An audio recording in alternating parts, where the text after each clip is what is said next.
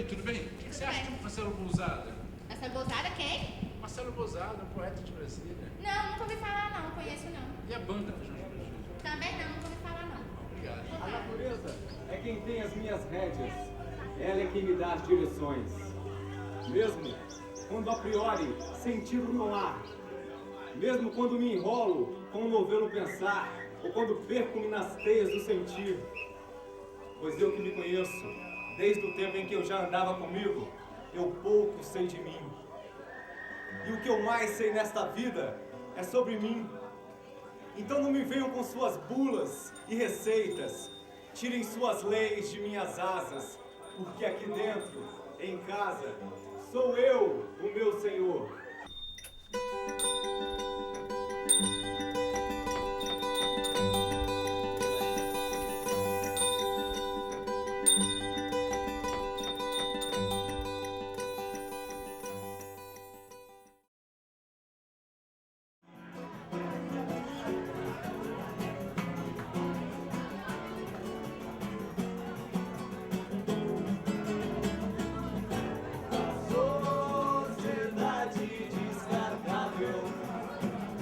Cultura peste fugir, sobressai cheiro de plástico, o perfume que ilude na sociedade descartável. Olha, é um cara que, onde ele aparece, parece que abre um sorriso no lugar, né? Porque tem uma energia muito boa, as pessoas simpatizam com ele, até mesmo quem nunca viu, quando vê, fica deslumbrado. Eu não sei o que é que ele tem. Um cara muito simples, desprendido de bens materiais, né?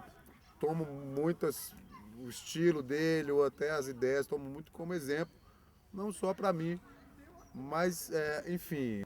Meu padrinho de crisma e de casamento, a Paulinha, figura maravilhosa também, a Julinha. Marcelise eu conheci no segundo ano do segundo grau, rapaz, data de 1989.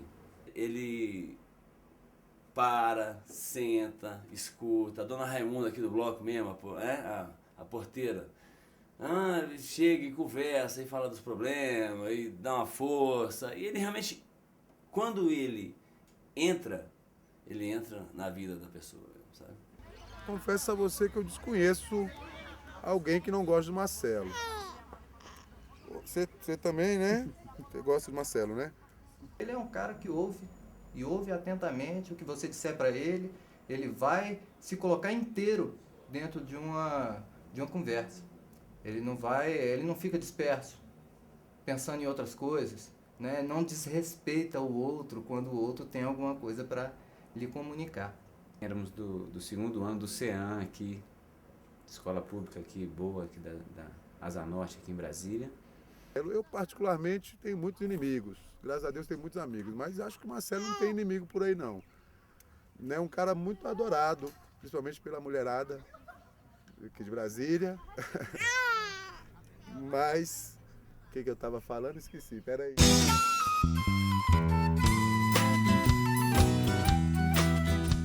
Nasci numa cidade no interior de Minas Gerais que se chama Muriaé.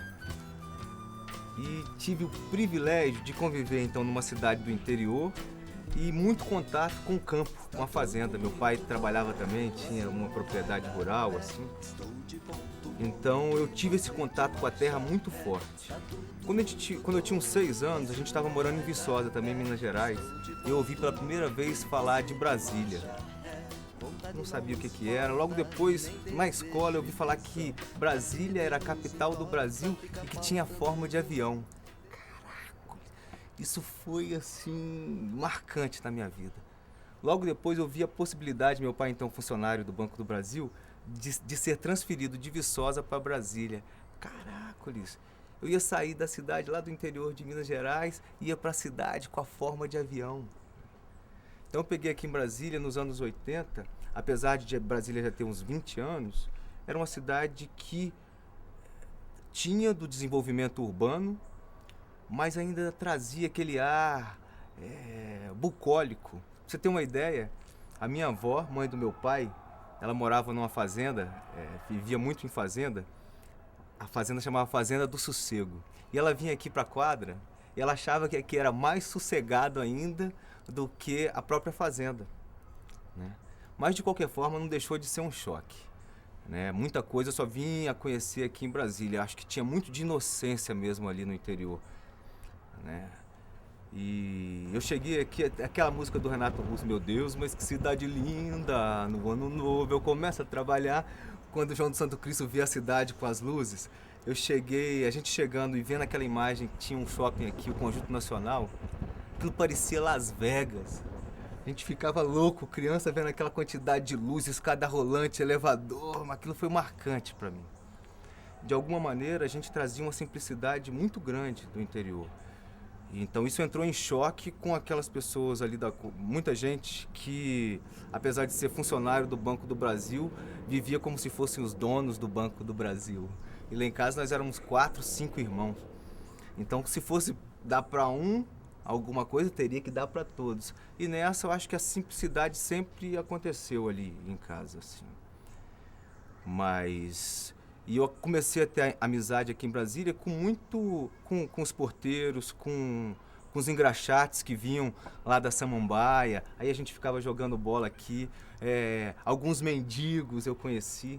Na verdade, eu acho que aí eu comecei, em função muito da convivência com os meus pais, a criar acho que até um vício pelas pessoas, pela humanidade e principalmente pela heterogeneidade. Ou seja, o meu barato é a convivência com o outro, né? E não é uma convivência assim gratuita, porque eu acredito que através do outro, desse meu contato com o outro, é que eu me descubro. Eu fico lembrando, assim, lendo um pouco hoje de psicologia, quando o recém-nascido, o nenenzinho, está ali no peitinho da mãe, né? Começando até então, há uma confusão. Útero, mãe, tudo é uma coisa só. A partir desse momento que ele começa a mamar e se olhar no olho da mãe, o olho funciona como um espelho. É neste olhar para o olho da mãe que o bebê começa a se diferenciar, a se moldar. Eis aqui a mãe, aqui o filho. E eu acredito que a gente traga isso no decorrer da nossa vida. Ou seja, é sempre este olhar do outro, o nosso contato com o outro, é o que nos permite saber de fato quem somos. Sou brasileiro, tenho a alma bem fecunda, tenho um pé com a padroeira e o outro na macumba. Sou mensageiro da cordialidade, misturando o mundo inteiro eu enriqueço a humanidade. O brasileiro é mesmo pau pra toda obra, na enxada ou na internet ele bota pra quebrar.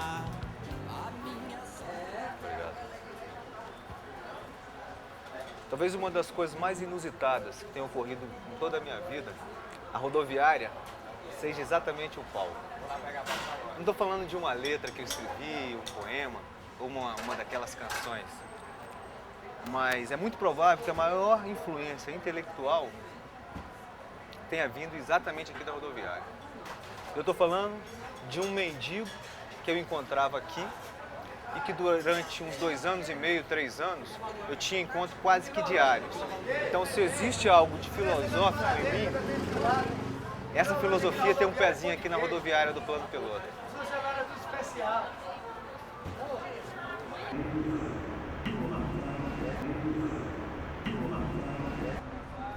Passava aqui quase que diariamente.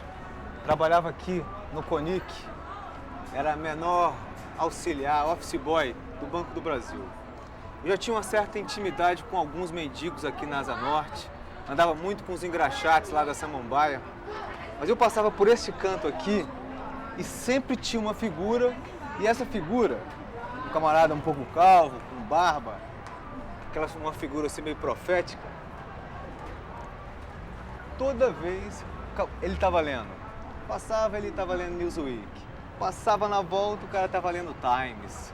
Aí passava de novo, ele lendo Nietzsche. Outro dia Platão. Até que um dia, minha curiosidade e esse vício na humanidade era tanto que ele sentado aqui, eu vim, sentei do lado e perguntei para ele assim: Falei, meu amigo, você de fato, você lê tudo que eu vejo você lendo? Eu só instiguei, só fiz essa pergunta.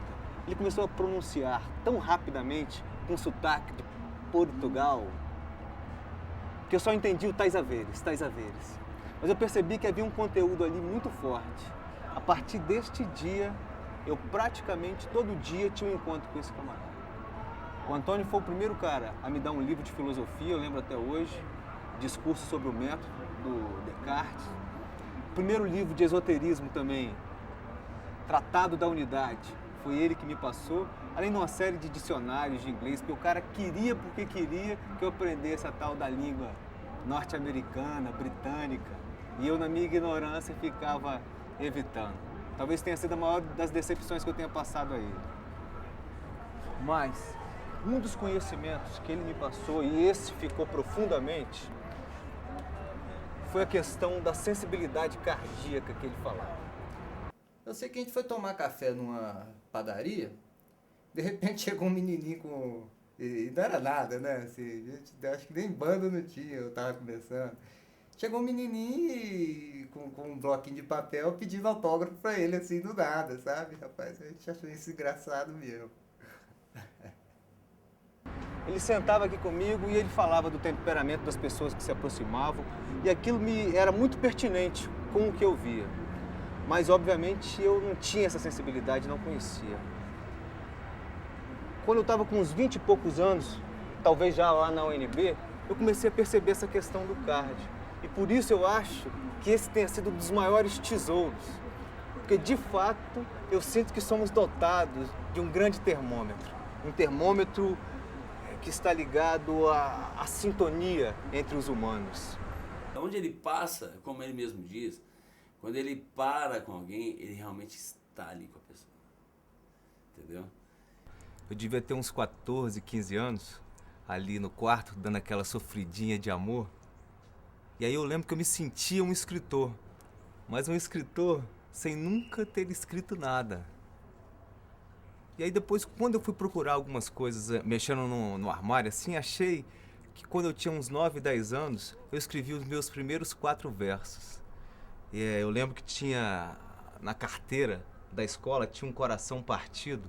E aí eu escrevi assim: meu coração está partido de amor a quem não me ama. Meu coração está partido a uma tristeza que me proclama. Meu coração está partido a um olhar que não me quer.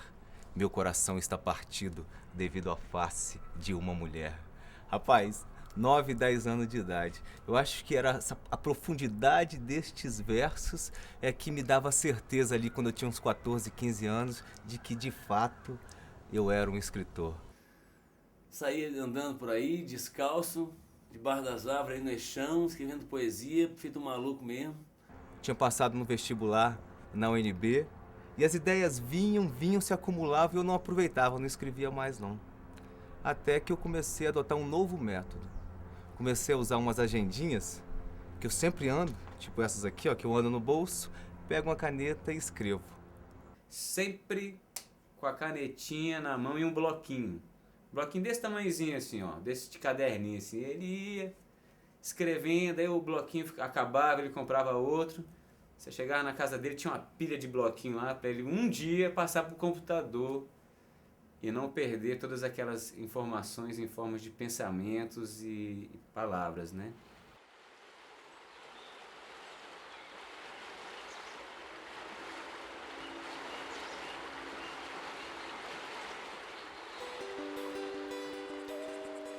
Esse aqui, para mim, é um dos lugares mais democráticos aqui de Brasília.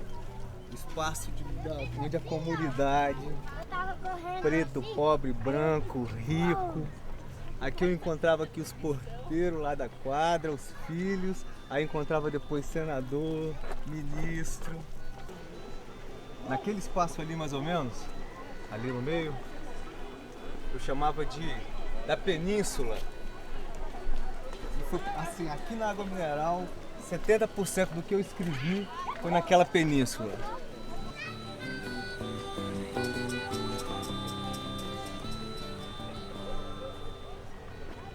Eu lembro de muita coisa que eu escrevi aqui.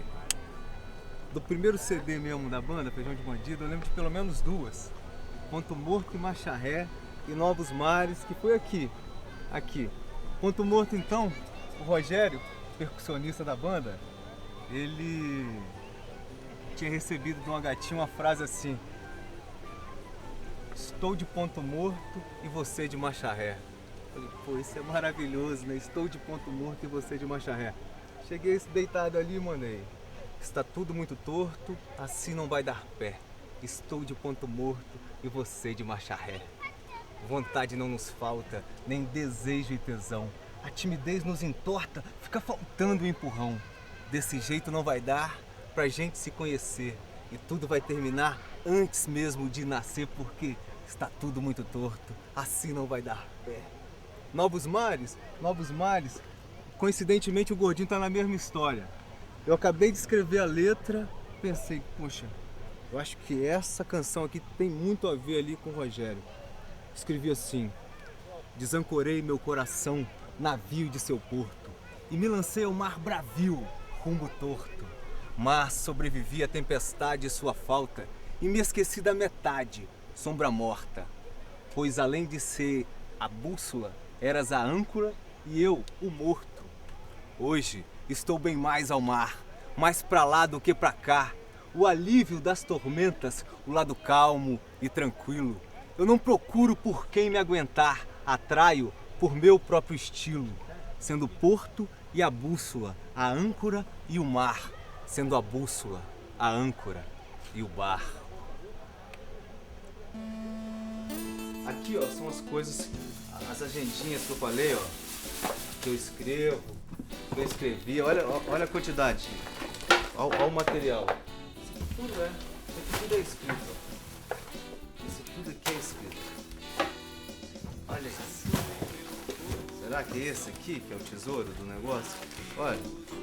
A quantidade de páginas. Desancorei meu coração, navio do seu porto. Acabou que eu acho que não tinha muito o que fazer na vida não, né? Vivia pra estar escrevendo. Adorava receber esses papelzinhos assim. O presente que as meninas podiam me dar era uma caneta e uma agendinha dessa. Olha só. Eu ficava feliz da vida quando eu recebia um negócio desse. Aqui, ó. Eu sentia que a escrita em si, ela não despertava tanto o interesse das pessoas. Então como é que eu poderia fazer com que esses textos tivessem uma divulgação maior? Nessa ocasião, eu estava estudando na UNB, a gente já fazia aquelas fogueiras lá no Teatro de Arena, e eu comecei a pensar na ideia então de como poder transformar aquelas letras em músicas, acreditando que a música poderia trazer uma repercussão maior aos escritos. Só que eu também não tocava nenhum instrumento. Apesar de ser fanático por música, né, toda a minha criação esteve sempre muito envolvida com música. Então comecei a espalhar essas letras para algumas bandas aqui de Brasília. No Rio de Janeiro também tinha uma banda que começou a musicar algumas coisas. E a nossa própria banda, o Feijão de Bandido, é que foi a maior divulgadora das ideias. Posso continuar? Já tá rodando? Bom, então me lembro dessa imagem, Marcelo chegando com o nosso amigo Batista, os dois bem cabeludo, menino ainda, aquela cara de menino, começo da década de 90, tocando Raul Seixas, no Centro Acadêmico de Antropologia. Foi assim que eu conheci a moçada. O Marcelo um dia vivia falando, a gente tem que fazer alguma coisa, porque a nossa geração não pode passar em branco, porque eu tenho várias coisas escritas, eu também tinha, o Batista também tinha. De repente o cara chega na minha casa, meu amigo, com 2 resmas de papel, de poesia, entendeu? Eu falei, caralho, velho, vamos fazer uma banda agora, né? E a gente costumava se encontrar em reuniões, saraus, para tocar violão e batucar e cantar esses autores mesmo que a gente já gostava, que eu já citei, né, o Alceu Valença, o Zé Ramalho, Raul Seixas. O trabalho, que a gente sempre adorou, o trabalho de Secos e Molhados também, que foi uma referência muito forte pra gente. A gente tocando nessas fogueiras da universidade, surgiu a necessidade de formar a banda. Porque, meu Deus, como é que faz? Tem peito aí? Ô neném, ô lá lá. Bom, e aí a banda surgiu então com o nome, tivemos que formar a banda porque foram vários os convites das festas dentro da universidade, né? Era aquele monte de gente tocando, eram umas 15 pessoas tocando, aí depois a gente juntou uma moça e falou, não, surgiu a ideia, vamos formar a banda. E foi daí que surgiu, por sugestão de um antigo integrante do início da banda, o Feijão de Bandido. O Feijão de Bandido ele já está na estrada já tem uns 6 anos. E a gente não consegue definir, falar que o som do Feijão de Bandido é um som definido ou definitivo. A gente mistura muito. Parte forró, reggae, rock and roll, sem querer limitar, certo? A nossa história assim, a gente nem fala que é uma banda de música, a gente é uma expressão artística.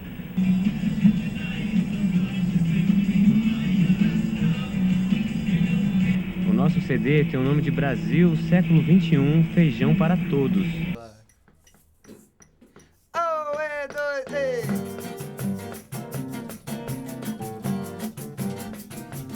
Neste mundo, tudo pode acontecer. Trabalhador se tornar vagabundo e o pobre enriquecer. Os amores, as semanas, doenças, os horrores, acidentes e peças podem a qualquer momento atingir algum de nós. Pode até faltar voz na hora de pedir socorro.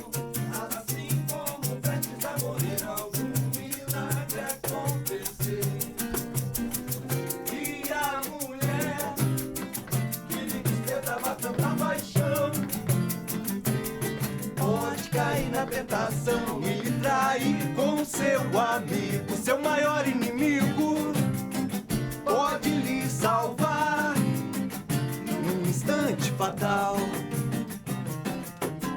Tudo é natural, nada é impossível, quase tudo é confuso. Viver depende do bem ou do mal. 1973, Secos e Molhados, esse aqui é o de 74. Isso aqui tem uma grande influência. Esse disco eu considero preciosidade, assim, não só pela coincidência do ano de nascimento, 1973, e o ano de lançamento do disco.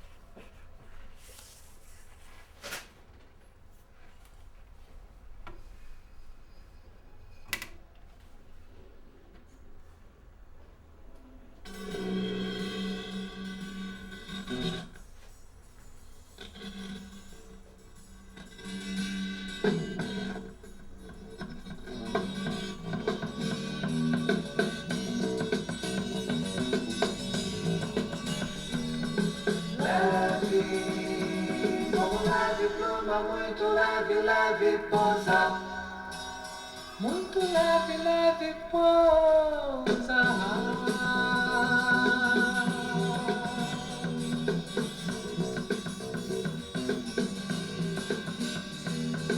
Ah, simplesmente suave coisa.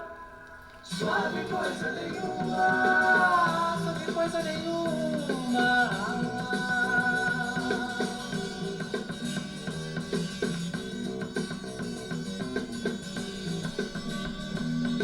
Sombra, silêncio ou espuma, nuvem azul que arrefece. Simples e suave coisa nenhuma que me amadurece.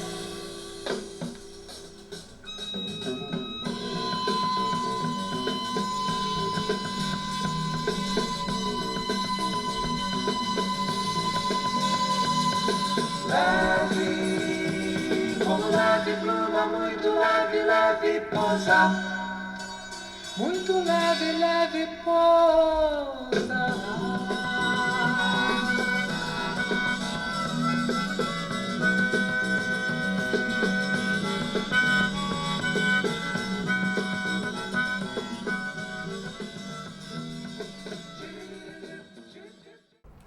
gostaria sim, eu tenho essa intenção hoje, assim, de que das coisas que eu escreva, como é que ela é recebida pelo outro. Aconteceu com essa música, as coisas acontecem. Quando a gente gravou, quando ele mostrou a música pra gente, o Ricardo fez um arranjo com ele, eu por acaso tinha acabado de, na noite anterior, eu tinha escutado a entrevista do Ney Matogrosso no Jô Soares, 11h30, eu falei, rapaz, se o Ney Matogrosso gravasse essa música, é a cara dele.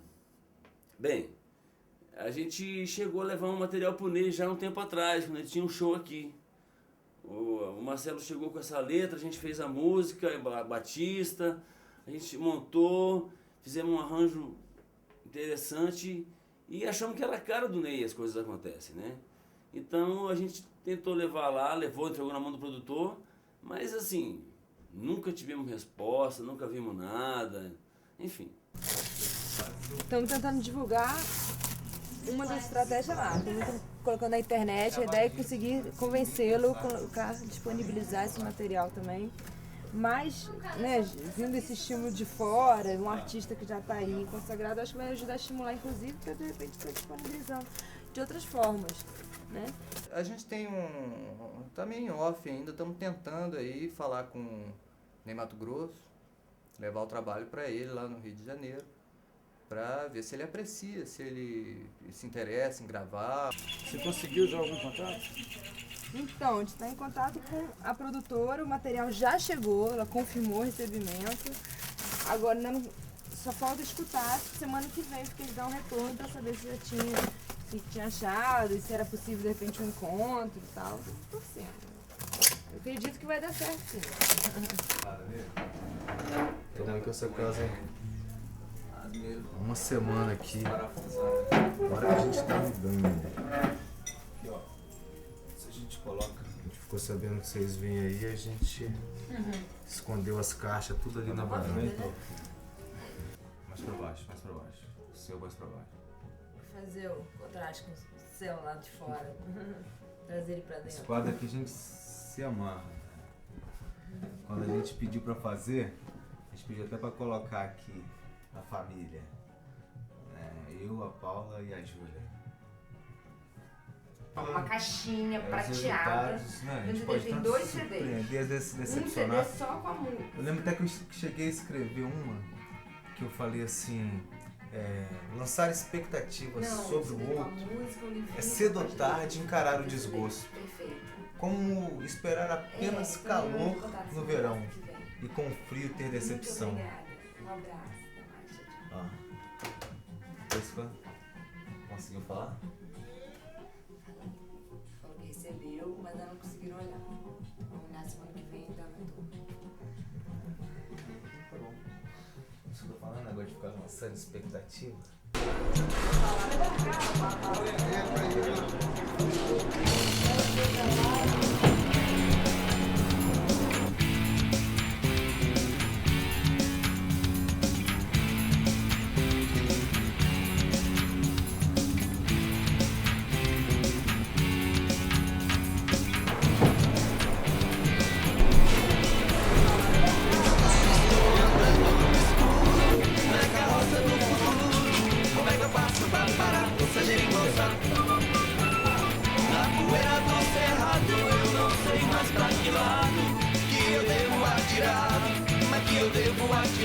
Estou andando no escuro, na carroça do futuro. Como é que eu faço pra parar essa geringonça?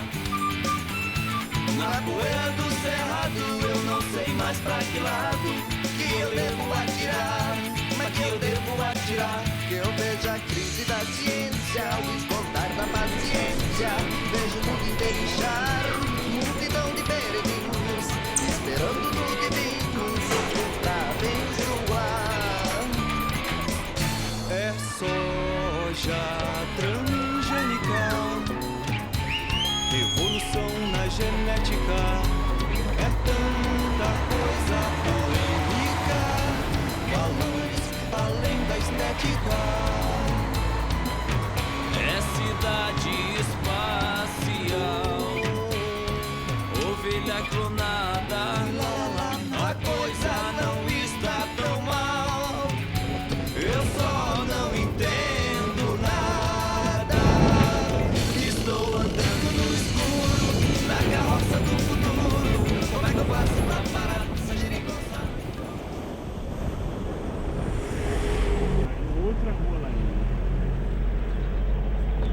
Vai bem devagar agora, tá? Não vai rápido não, senão eu não vejo uma cena. Nem você. Vai lá.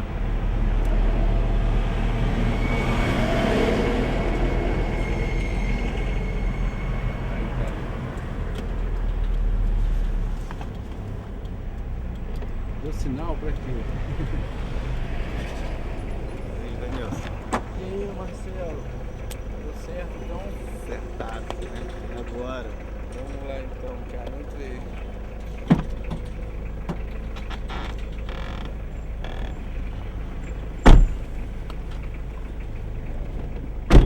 Já vamos direto lá pra casa dele? Então é hoje, não tem mais volta. É agora. Então vamos lá.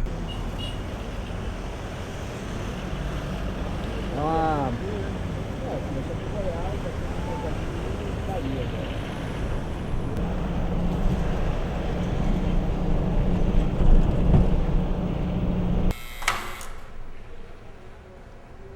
Tudo bem? Você pode ligar, por favor, lá no Mato Grosso? Marcelo Bousada, de Brasília.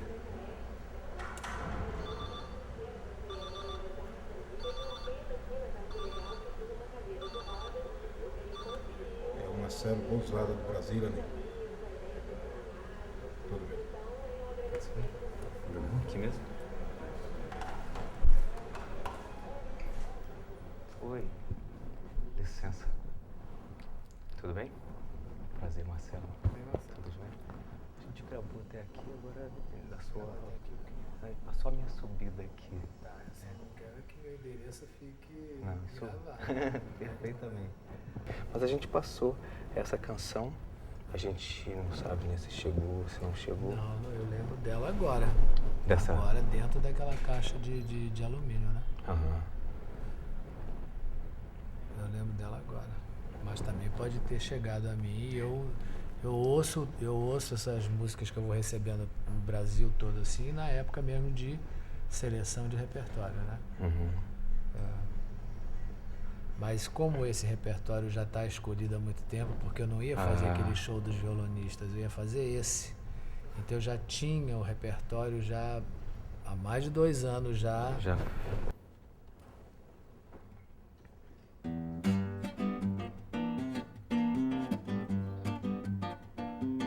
Neste mundo, tudo pode acontecer. Trabalhador se tornar vagabundo e o pobre enriquecer. Os amores, as revoltas, doenças, os horrores, acidentes e crenças podem a qualquer momento atingir a um de nós. Pode até faltar voz na hora de pedir socorro, assim como prestes a morrer algum milagre acontecer. E a mulher que lhe despertava tanta paixão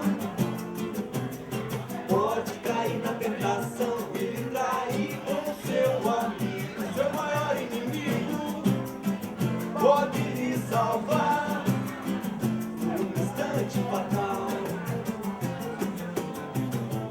Tudo é natural, nada é impossível. Quase tudo é confuso, viver depende do bem ou do mal. É natural, nada é impossível.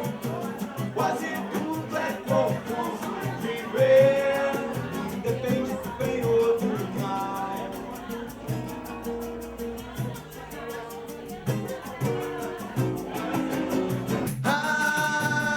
Mas não existe norma, padrão ou moral que dê conta do todo que nos cerca. Nem a ciência é totalmente correta, nem pensamento mágico ou religioso que abarque a totalidade dos acontecimentos. Só a vida, o ser e os seus imponderáveis desdobramentos. Tudo é natural, nada é impossível. Quase tudo é confuso, viver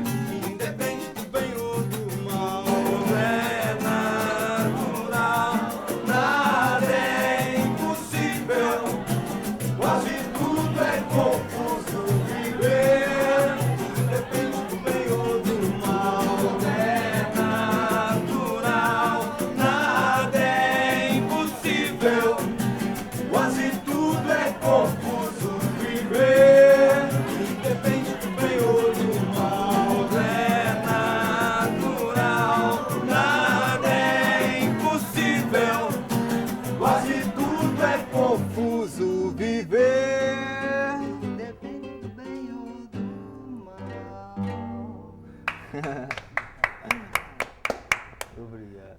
Eu me senti lisonjeado.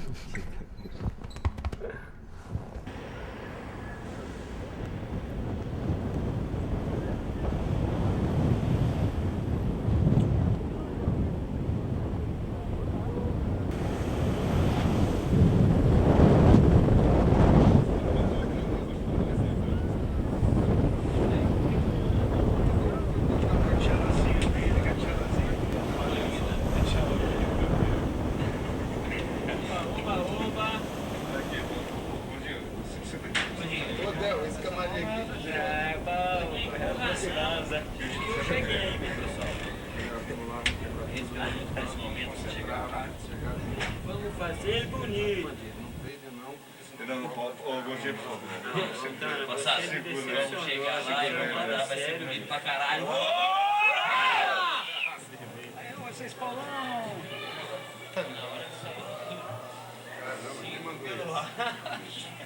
Com licença aí na parada. Os caras cuidaram aí, bicho, que isso, já veio no ar, bicho. Tem que vai peitando, porra, não pode não, galera, a camarim é pequena.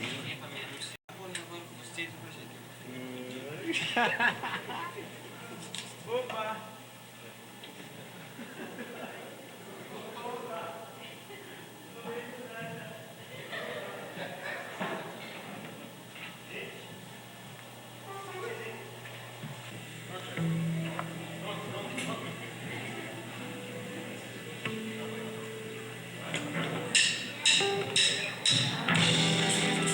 Todo brasileiro é um forte. Venha do sul ou venha do norte. Um poderoso espírito abraça esta nação. Brasileiro tem uma alma bem fecunda dentro. É botado por aí na macumba. Sou mensageiro, agonia,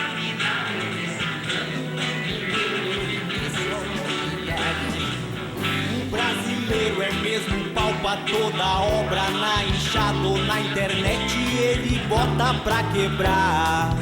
A minha sorte foi nascer nesse país que todos sabem tem palmeiras onde canta o sabiá.